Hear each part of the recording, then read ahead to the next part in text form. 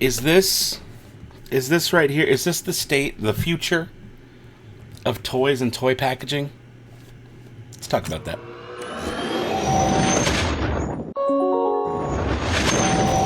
Hey everybody, welcome to the Dano channel. I am Dano, and while I was away at Celebration, this arrived. Came home to this little Ahsoka Tano and Grogu Star Wars vintage collection. You can see on the back there, it's got a vintage, maybe if it'll focus, there we go, vintage collection little logo thing. Also, heads up, approved by 0 to 3 sat babies. But what's interesting about this vintage collection toy is there's no plastic bubble. It's all cardboard, right? And part of the vintage collection is the packaging. That's always been the packaging. That's kind of the whole point. A figure's a figure. The fact that they're super articulated is really cool. They now run like $13, which for the longest time, if you've been a fan of this channel for a long time, back when they were still doing Force Link, the 5 POA figures, which they don't do anymore.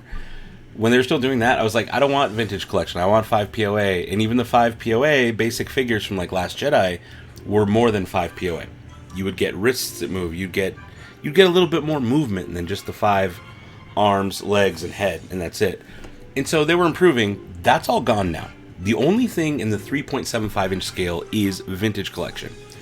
And so a big part of vintage collection has always been the packaging. Prior to it being called vintage collection, it was just the Black Series, but small. It was like the 3.75 inch Black Series. I have some of those older figures that are just in that. It looked like a Black Series box, but they were small. And so, vintage collection came, and they're saying, look, the whole thing is we want to evoke the original packaging, and they've done such a good job, and they're all about the artwork and the picture and which title it's got, and they're very particular about that kind of stuff, and the collectors love it. And there's a specific number, and this isn't even numbered, honestly. There's no TVC number on here. Am I blind? See, that's going to get the collectors mad too. I am not as much of a stickler on this myself. I'm not. I'm an opener. I open the stuff. I don't keep the packages. But I know a lot of people who do. Who they'll buy one to open, display, or whatever, and they'll buy one to keep in the package because with the vintage collection, the packaging is key. So, let's open this up. Let's open it up. It's Ahsoka Tano and Grogu. I don't think I don't even need to do more close-ups than this. This is kind of it. Focus, baby, focus. There you go. It is approved by 0 to 3 sat babies. Hasbro, cool pictures. It's Ahsoka, the Convor owl thing, the Convori. I don't know how you say it right. But she has cloth goods, baby Yoda Grogu, and a cool lamp, and her lightsabers, of course. I did break the tape to make this quick and easy. Nothing weird on the bottom. Just there's no TVC. There's no TVC number. You know what? I need to show you guys what I'm talking about in case you're not super familiar. Let me grab an example. You know what? Heck, I grabbed a couple examples. I will show you what this is a new one that arrived too. Check that out. Fennec Shand. Oh yeah. But notice on the back, there's a VC, Vintage Collection number 221. And I know they haven't been great on a lot of this stuff. Sometimes they mess up. You notice the bubble? The plastic bubble? That's part of the packaging. And you get your number right there, VC227. That's part of the collectability is these numbers. And I know they've reused some of the numbers and it's gotten weird. A friend of mine who actually got to meet in person, finally. And of course, I'm here with Victoria from Victoria's Cantina. Howdy. So good to see you in real life. This is where I get my toy info from. Legit, not even kidding. Such a good critical eye for all this stuff. I love it. I love all of it. So thank you for hanging out. For the first time in real life, Victoria from Victoria's Cantina has a really good eye for this stuff. And it's kind of her jam. And so, I don't know. She's behind this cause too, that this whole no plastic initiative by Hasbro, while it's nice and it makes perfect sense, I get it, for environmental reasons, yeah, I'm really glad they're doing it. But does it change things? Does it hurt, the collectability? Those are the questions I've got. So let's just go ahead and get this thing open, and then we'll talk more afterwards. Okay, so I do have the tape popped already. Let me see if I can pop that open. But that's it. That's all I've got so far. And so I'm gonna.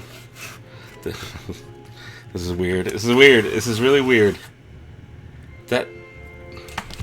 That's it. Okay, so that did actually open decently. Like, that was pretty painless. When you have the bubble, you got to rip the glue, and it rips the packaging, and it's messier. It feels messier. That felt very smooth. To just open the tape, pull the flap. The hardest part was pulling the flap open. There we go, and then sliding the cardboard out. That was actually a very seamless. I'm not feeling terrible about this, to be honest. Okay, so then you get the cardboard, just like a cardboard thing. Your figure is stuck to it. Do I have to rip the cardboard? I think I can get this out without ripping much. I'm just gonna remove the tape from the back a little bit, maybe a lot of it. I don't really care, actually. You know, I'm not keeping this in package, and if I want to, I have. See, you're witnessing me in real time come around to this because my package isn't damaged. And I can still open it. I like that. I don't need to keep this package. I don't need to keep any packages, to be honest. But if I was a collector and I wanted to open it and keep the package and still display it, but still display the package on the wall without the plastic bubble, I actually can. So that's a pro. That is a pro to me. I like that. All right, let me get her out. Set a little Ahsoka down. Oh yeah, I like it. Ooh, we're gonna look at some close-ups of this because I just bought this. A cloak very much like this. I bought this cloak and the belt that she's wearing. I bought that belt too from Galaxy's Edge. In fact, I have the belt right here on the desk. I've got the belt right here, like literally the belt that this Ahsoka is wearing. I have right here. And the cloak's just right over there. I just put it in the closet. All right, let's take a look at the accessories here. Let's get these out. Now, this is like a tissue paper. You can hear it crinkle. A little ASMR here for you. Listen to it crinkle. I'm gonna rip it. I'm just gonna rip the whole thing. Oh, lightsabers. Hello. So I was less elegant with this. I think, did I get all the... Oh, no, there's a whole Grogu. I ripped his head off. Not off to a good start. Sorry, Grogu. Sorry, buddy. I ripped your little head off. I ripped his head off. Oh, no. Headless Grogu. Oops. I hope it pops back on. So I also decided that since I'm going to be reviewing little Grogu and Ahsoka, I was going to bust out the other vintage collection Ahsoka, just so you guys could see both next to each other. One's more Clone Wars animated. This one's more from the live-action Mandalorian show. And so I wanted to look at both. Now, okay. I'm going to put things in hand. Oh, this is cool. I didn't realize it came with all this stuff. Wow. All right. This is a cool set. It was expensive. Honestly, I don't remember what the total was, but I think it was around $30, which is twice the price. Like, I think it was like $24.99 or something like that. But because it's a special edition and it came with more than one, that, and you add shipping because it was like a Walmart exclusive, and then you want to add, I don't know, whatever other ridiculous stuff they come up with. I think because of all that, it ended up being like $27 or $28, pushing 30, basically pushing $30. And so that's expensive, man. That's real expensive for an action figure. Technically, 2 action figures and a bunch of accessories. And a bunch is liberal. That's I'm being very free with that choice of words of a bunch. I wouldn't really call this a bunch normally. I just wouldn't. It's not. So I'm going to set her up right here on the desk if I can. Oh, so, okay, so we do have a little ankle swivel. Oh, yeah, I like that. The normal articulation, there's no knee. Is there a knee bend? There is a knee bend, even with the weird pants. Okay. All right. I like the figure. The sculpt's beautiful. It looks like Rosario Dawson. Wow. Okay. What do I do with the owl? Can I perch it on her arm? I can perch it on her arm. All right. We need close-ups of all this stuff because, wow. That's why. Okay, so first up, this is the new one we just unboxed. Look at that likeness of Rosario Dawson. That looks really good. Like, they got her down. You can see the texture of the cloth goods. Notice the belt I just showed you on screen with the little beads and bracelets coming off, or whatever necklaces. I don't know what you want to call those. The lightsabers are white. Very good looking figure. Again, there is, notice that line right there in the knee. There is articulation in the knee. The knees bend, even with the funky pants. There's little Grogu, and now this Grogu specifically, look at him. He's reaching forward. His arms like do this thing where he automatically reaches forward. Does come with a couple accessories. One is a rock. One is the little silver thing that goes on the Razor Crest. And then what is this little lamp thing? What is this lamp all about? It's just kind of a cool looking lamp. And then of course we also have the Convor. Kind of hard for me to... But notice the legs are kind of arched like that. So it can fit in an arm. It can go on her arm perched. That is cool looking. I dig that a lot. Really good detail in that. Very good detail. And then to kind of zoom out and show you both. This is our Rosario Dawson version, and then this is the more animated version. Really well-made figure on both accounts. But notice the costumes are different. Notice the arms are different in the Grogu. This is a Grogu that I think came with just a different set altogether. I've also got Mando hanging out over here next to some spiders and all the junk on my desk. But, I mean, just look at that figure. I don't know if it's worth 30 bucks, but it is a gorgeous sculpt. And you can see the sabers in her hands. These are white sabers versus the blue ones in the previous figure. I like this a lot, actually. Just, they nailed her likeness. They really did. That looks like Rosario Dawson. I didn't want to like it because of the price point. Paying almost 30 bucks for a tiny little figure is ridiculous. Absolutely ridiculous. And I blow money on dumb stuff all the time. You've seen my videos. so I'm actually kind of blown away by this. I'm going to put the sabers in her hands facing forward. I'm going to pull her cloak back a little more so you guys can see more of the sculpt. And yeah, I like this. I like this figure a lot. I'm glad I pre-ordered it. And so I was just recently, I don't know if I sent the tweet or not, but I drafted it. And I was about to send a tweet out that basically says, I'm done with these figure reviews. Like, I don't want to do these anymore. I'm just going to collect a couple things that I want to do, and that's it. Because the whole pre-order life of, like, it all sucks. It sucks. The state of collecting today sucks. I'll be the first one to tell you. I don't like it anymore. I don't like that I have to pre-order from Walmart, hope that when it arrives, it's not all busted. And then, even if it's not like... hope my pre-order doesn't just get randomly canceled, because that's a thing that happens. It's not good. The days of like finding stuff in brick and mortar stores is done. You can't just like roll up to Walmart and hope that you can find anything, because their distribution's bad. The people that work and put the stuff on the shelves don't probably have the best access to do this. You know, I'm blaming the store, not the workers. In most cases, it seems like if you want to ask someone, hey, where's this?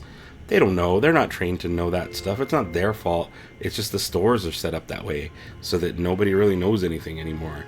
And, you know, they work people in a billion different departments, so you don't have, like, specialists in a certain area so much. And it's just, like, it's impossible to find stuff at retail. Pre-ordering is the only way to go. The safest way to pre-order is through places like Entertainment Earth. And affiliate link down below for this stuff if I can find it, because I am an affiliate with them now. And the only bad part is you pay a little bit more. So you pay a couple bucks more per item, and usually you get it later. So for me and my review purposes, when I want to review stuff when it comes out, because you guys want the info, I can't go through somewhere like that. I will order stuff from them. I do. That's why I'm an affiliate with them, because I was like, I actually generally get everything isn't smashed. Like when it arrives from Entertainment Earth, it's not smashed. Everything arrives in good condition. The only caveat for me is that it's a couple bucks more and it arrives later than most other places. But I know what I'm going to get. So it's worth it in a lot of cases. So that's where I sit on that. You do you. I'm still going to put affiliate links to them down in a lot of videos going forward, because there's a lot of new stuff coming out. Even if it's stuff I don't collect, Black Series figures, stuff like that, which I say I don't collect. I'm getting rid of them. What if I put up all my Black Series figures for sale? Would you guys buy them? Like, I would put them up for sale at their normal price, plus the fees it costs to sell them. You know what I'm saying? Like, so if eBay is going to charge me whatever percent, plus the credit card or PayPal charges the extra percent, I add that in, factor that into the price so that I don't lose, but I just break even, basically. And yeah, if that's something you guys are interested in, let me know, because I've been going through all of them, and there's only a couple I want to keep, but they need to go. I've been saying this for too long, and I just need to do it, and I need to move them, especially with all the Savi's lightsabers coming out. I need to move those Black Series. Let me get them out, and let me just, like, have a little stockpile set aside for when those Savi's pieces drop, and I gotta drop a couple $1,000 on lightsabers in one weekend or whatever. So just curious, if you buy my stock of Black Series figs, if you're interested, let me know. It'll make me more likely to do it if you're interested. But these are back to the issue at hand. Packaging. Does this? I genuinely liked it. I genuinely liked the experience of opening this and just having this cardboard come out, as opposed to ripping the bubble off and having weird trash. This is actually better. And if I didn't want to keep this trash and I was going to, like, recycle it, which I do with all my other stuff, I have, like, a box for recycling all the time. And our recycling fills up more than our trash does. But it still only comes one day a week, so it's like one of those things. But when I have a regular toy, much like this, when I have to rip the bubble off, that takes up space. And in the trash, so, like, it takes up air and space, and it's clunky, and it's like a mess. This, on the other hand, let me throw that away. This, I can flatten. I can open up all the way, and I can flatten and just slide it in with other cardboard. Same with this, and it's very flat and small, and I'm seeing a lot of pros to this, to be honest. But guys, I want to know your thoughts. Is this the future of toys? Hasbro's already said they're committed to removing plastic. They're committed to removing plastic from their toy packaging. I mean, the toys are plastic on its own. But how do you feel about that? Knowing now, this is technically the future of vintage collection and probably Black Series. So here's the problems it presents. With these figures and Black Series, when they have the bubble, you can look at them. You can say, oh, that one's got a good paint job. That one doesn't. You look through and you pick the one that you want that looks best. You don't get to do that anymore if there's no bubble. That makes it weird, right? That's hard, because sometimes you get those, like, wonky-eyed ones that are like, ugh, what's going on? And it's just a bad paint job. So that's one of the... There's probably more cons that I'm not thinking of. Honestly, and like I mentioned, Victoria from Victoria's Cantina, check her channel. I'm sure she's done plenty on this. Love her. She's got an eye for all the detail on this stuff. She's a better spokesperson for this cause.